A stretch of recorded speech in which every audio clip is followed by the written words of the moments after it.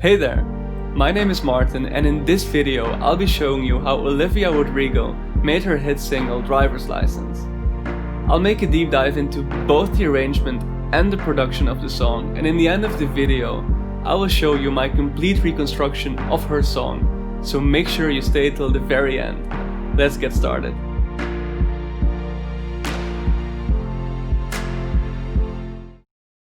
The song begins with the sounds of a car door and a beep, which fade into the piano, the key element in this song. As the song progresses, new elements are smoothly introduced every 8 bars. The hand claps that are introduced in the second verse bring danceable rhythm to the song, which begins as a piano ballad. As we approach the first chorus, the piano becomes slightly more complex, a low bass is being played, and an analog synth plays an A sharp in the background. Towards the end of the chorus, we start hearing strings that add a lot of emotional tension, giving the feeling that the song is working toward reaching something big. Suddenly, the tension gets released however, and there's only a few piano chords left before that section resolves. The instrumental repeats the second verse and the first chorus, but now with a 4-on-the-floor kick underneath, creating the expectation that the tension will again be permanently released after the chorus ends with these minimal piano chords. However, this is where in my opinion the best part of the song starts, the bridge or alternative chorus. The song all of a sudden goes from quite minimalistic to a rich, dramatic chorus that reminds the listener of Lorde and Taylor Swift. The piano and strings play a new chord progression, which is then complemented by a sub-bass and a large-sounding drum beat. The combination of these elements makes for a very impactful section, making it very different from the rest of the song. The song finally moves to a soft outro, in which Olivia softly expresses the chorus. This arrangement is quite atypical compared to today's pop structures, not only in terms of arrangement, but also in terms of length. Driver's License is 4 minutes long, whereas most songs in today's charts are between 2.5 and 3 minutes long. Despite its length, Driver's License is still a hit because of its identifiable story, incredible arrangement and melodies, Olivia's amazing voice and intelligent articulation, and a great production, which I will now deconstruct. The first thing I'd like to highlight about the production is the piano, which I recreated using 2 layers. The Noir felt piano serves as the main piano sound, and the Maverick grand piano serves as a layer to add more body. On the mixer channel of the Noir piano, there's an RC20 tape emulator to add a vintage vibe, a tone shaper to improve the piano's tonality relative to the mix, and an EQ to make it sound more present and slightly less muddy. The Maverick layer only has a tone shaper, adding some character. Both pianos are linked to a bus, to which the kick is sidechained, meaning that the volume of the pianos will decrease every time the kick hits. The same 2 pianos are also playing these simple notes throughout most of the song. In the intro, these notes play very softly, but they get slightly more complex in the chorus. To achieve the intro sound, I exported this piano bar and reversed it using the reverse button. I also exported this piano chord to subsequently pitch it down using a pitch bend automation clip and raise its volume to make the pitch bend more audible using a volume automation clip. Next, there is this mini Moog synth playing an A sharp in the choruses, which is pitched down to an F halfway in the chorus.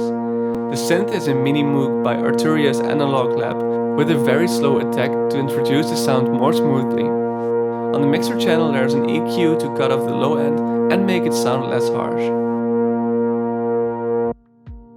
Toward the end of the choruses, the following strings start playing by Cinematic Studio Strings. I automated the modulation wheel to make them sound more realistic and expressive. There's an EQ on the mixer channel to boost the high mids and decrease everything else, making the strings less overwhelming.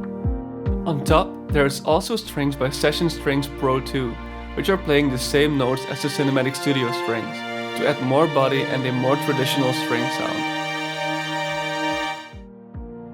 In the first verse there is this bass shot, which I like to think of as a symbolization of a car's engine sound, supporting the song's theme.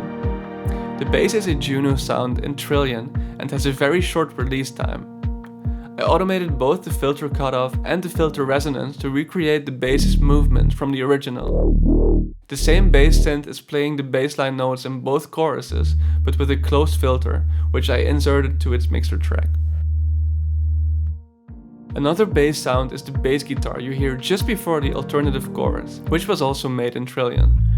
This is the exact same bass that Charlie Puth used in his hit song Attention. Its mixer channel has a CLA bass by Waves to add some sub, get rid of some high frequencies and compress it, followed by an EQ to make it sound less muddy and boost its high mids. The final bass sound is the sub that is playing in the alternative chorus, which was made in Sublab, my go-to VST plugin for 808s and sub basses. This one only has some sidechain compression on its mixer channel, using a multiband compressor. I sidechained the kick to this sub, so whenever the kick hits, the lowest frequencies of the sub disappear, which avoids clashing between the low ends of the kick and the sub. One drum element that occurs throughout most of the song is this hand clap. I altered the volume as well as the panning of each individual note, making it sound like it's an actual recording.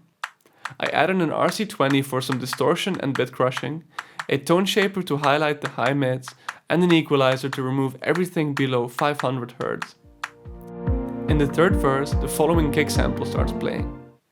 I enhanced its low end punch using the CLA Drums plugin, which also removes the high end and adds some compression. Then there is a glue compressor to make it sound even more compact, and an EQ to remove more high frequencies and add some punch. Switching off these plugins makes the kick sound completely different. Next, just before the second chorus, the following snare is introduced. I use CLA drums to add some bite and compression, followed by an EQ to remove everything below 200 Hz, and a filter to get rid of the harsh high end.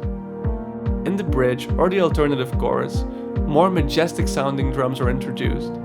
First, there is this deep kick, which I got to sound this deep and punchy using CLA drums, Camel Crusher and Decapitator, which both add distortion and saturation, a compressor, and an EQ. Second, there are two clap layers linked to the same mixer channel. There is an equalizer to remove everything below 200 Hz and to boost the high end. And there is a reverb to make it sound larger. Third and finally, there is this snare sample, which also has quite some reverb, a compressor to make it sound more tight, and an EQ to remove muddiness and enhance the high end. And then there is this uplifter that actually belongs to the effects section of this video, but given that it's the only effect and that it's quite simple, I'll just briefly show it now. It's a Kashmir sweep sample with an EQ to remove the high end, so it's more subtle and less harsh. I really hope you enjoyed watching this video as much as I did creating it. This actually is my first ever video in which I also zoom in on a song's arrangement, and I'm really curious to hear what you think about that. If you enjoyed watching, please like this video, subscribe to my channel and click the bell icon so you'll be notified whenever I upload more content like this in the future. Take care and enjoy the full remake.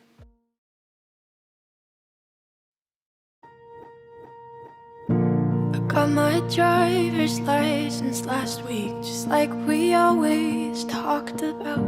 Cause you were so excited for me to finally drive up to your house. But today I drove through the suburbs crying cause you weren't around. And you're probably with that blonde girl who always made me doubt. She's so much older than me. She's everything I'm insecure about. Yet today I drove through the suburbs. Cause how could I ever love someone else? And I know we weren't perfect, but I've never felt this way for no one. And I just can't imagine how you could be so okay now that I'm gone. Guess you didn't mean what you wrote in that song about me.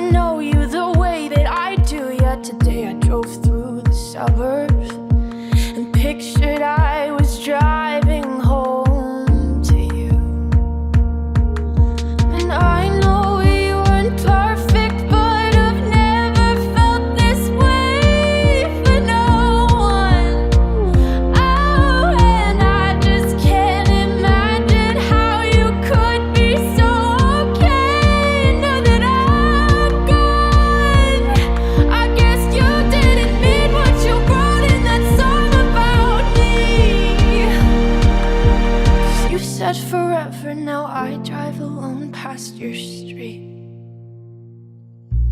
Red lights, stop signs, I still see your face in the white cars, front yards, can't drive past the places we used to go to, 'cause I still fucking love you, babe.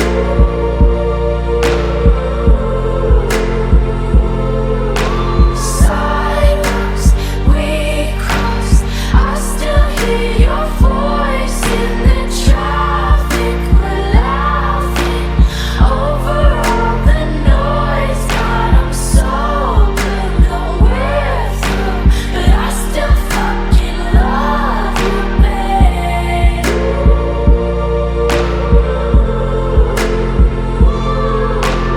I know we weren't perfect, but I've never felt this way for no one. And I just can't imagine how you could be so okay now that I'm gone. 'Cause you didn't mean what you wrote in that song about me. 'Cause you said forever, now I drive alone past your street. Yeah, you said forever, now I drive alone past your